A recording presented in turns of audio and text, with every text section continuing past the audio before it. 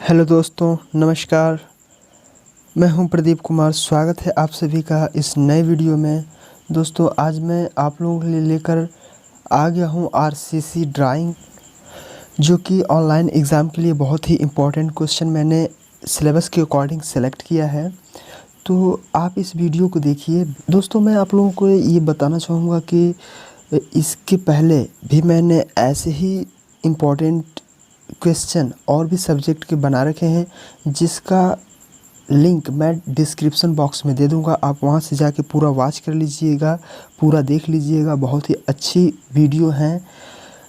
दोस्तों, अगर अभी तक आपने हमारे चैनल को सब्सक्राइब नहीं किया है तो चैनल को सब्सक्राइब करके बेल नोटिफिकेशन को ऑन कर दीजिए, ताकि कोई भी न्यू वीडियो जब अब मैं अपलोड करूं तो उसका नोटिफिकेशन आपको सबसे पहले मिल जाए।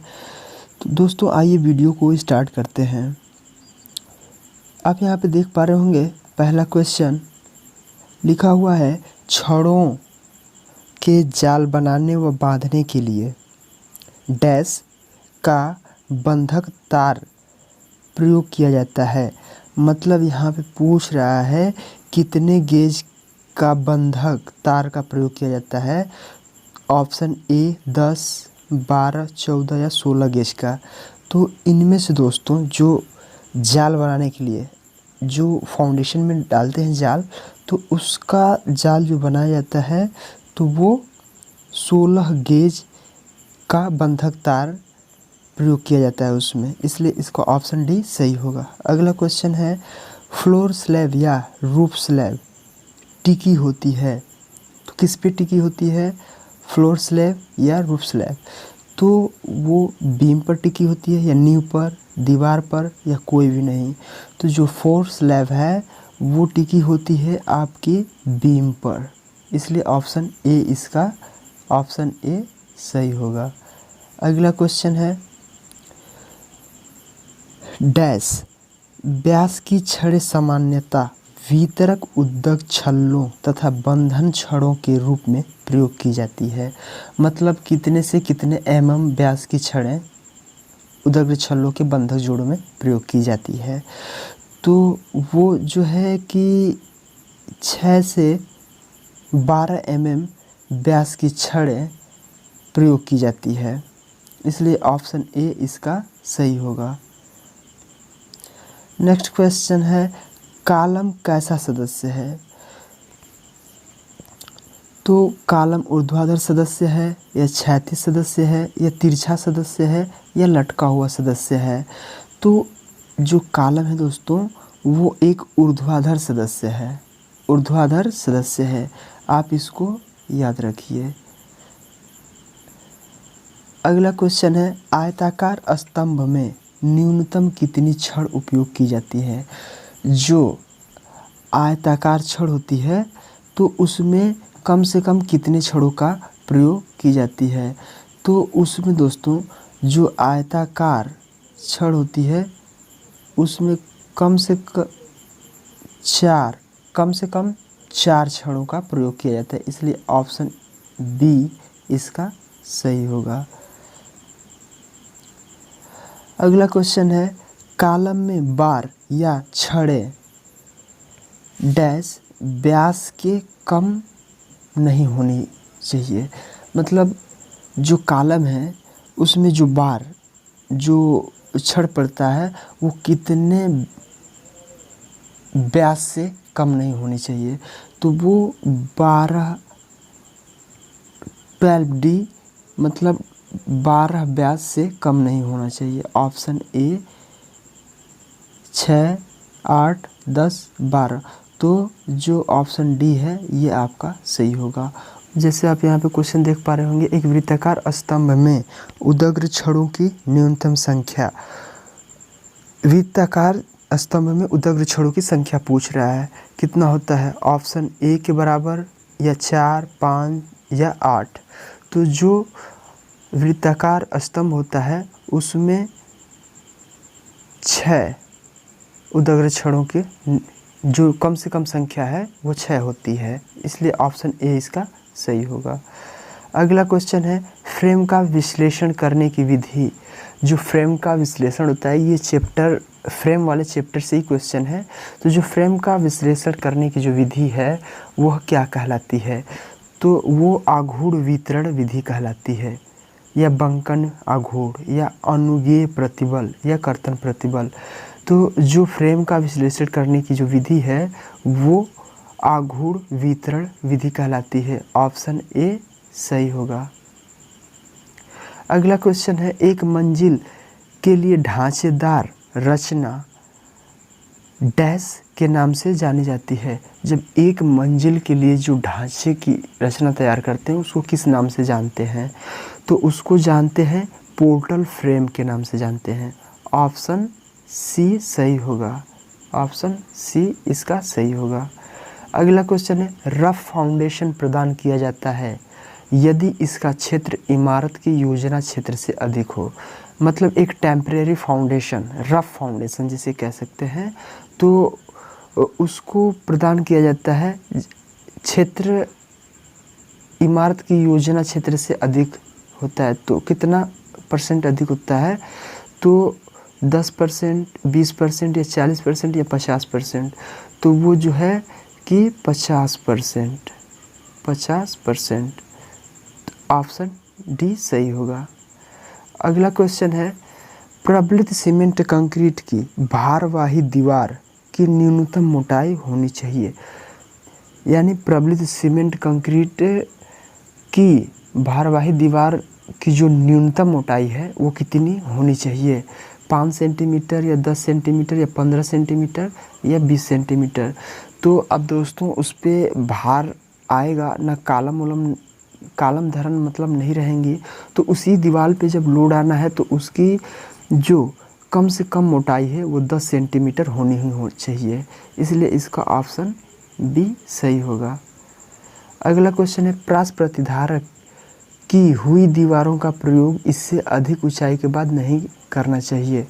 जो रिटेनिंग वाल होता है तो कितने ऊंचाई के बाद उसका प्रयोग नहीं करना चाहिए? तो 4 मीटर के बाद प्रयोग नहीं करना चाहिए, या 6 मीटर के बाद, या 8 मीटर, या 10 मीटर। तो जो रिटेनिंग वाल होता है, प्रतिधारक दीवार की जो प्रयोग है वो 6 मीटर से ऊपर के बाद नहीं करना चाहिए। ऑप्शन बी इसका सही होगा। अगला क्वेश्चन है, प्रेसिडेड कंक्रीट टैंक का उपयोग डैश के भंडारण के लिए व्यापक रूप से उपयोग किया गया है। तो जो प्रेसिडेड कंक्रीट टैंक का उपयोग है वो किसके भंडारण के लिए उपयोग किया गया है? गैस, हवा, तरल पदार्थ, पानी। तो जो वो है कि तरल पदार्थ के लिए भंडारण के लिए व्यापक रूप से उपयोग किया गया है, तरल पदार्थ के लिए। ऑप्शन सी सही होगा। अगला क्वेश्चन है, बड़े टैंक के मामले में आधार स्लैब को जोड़ों द्वारा उपविभाजित किया जाता है। ऑप्शन डी जोड़ों द्वारा उपविभाजित किया जाता है। ऑप्शन बी सही होगा। अगला क्वेश्चन है, जब ड्राइंग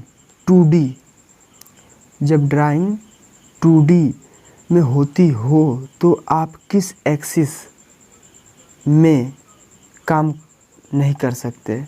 जब ड्राइंग 2D में होती है तो किस एक्सिस में आप काम नहीं कर सकते? जेड, या WCB, या एक्स, या वाई। तो आप जो है कि जेड एक्सिस में काम नहीं कर सकते। ऑप्शन ए इसका सही होगा। ऑप्शन ए सही होगा। अगला क्वेश्चन है, किसी ड्राइंग में कम से कम कितनी लेयर्स होनी चाहिए? जो ड्राइंग्स है उसमें कम से कम कितनी लेयर्स होनी चाहिए? ऑप्शन ए 0, ऑप्शन बी 1, या 5, या 2। तो जो ड्राइंग में कम से कम लेयर की संख्या है वो कम से कम 1 तो होनी ही चाहिए। इसलिए ऑप्शन ए इसका, बी इसका ऑप्शन सही होगा। Option B.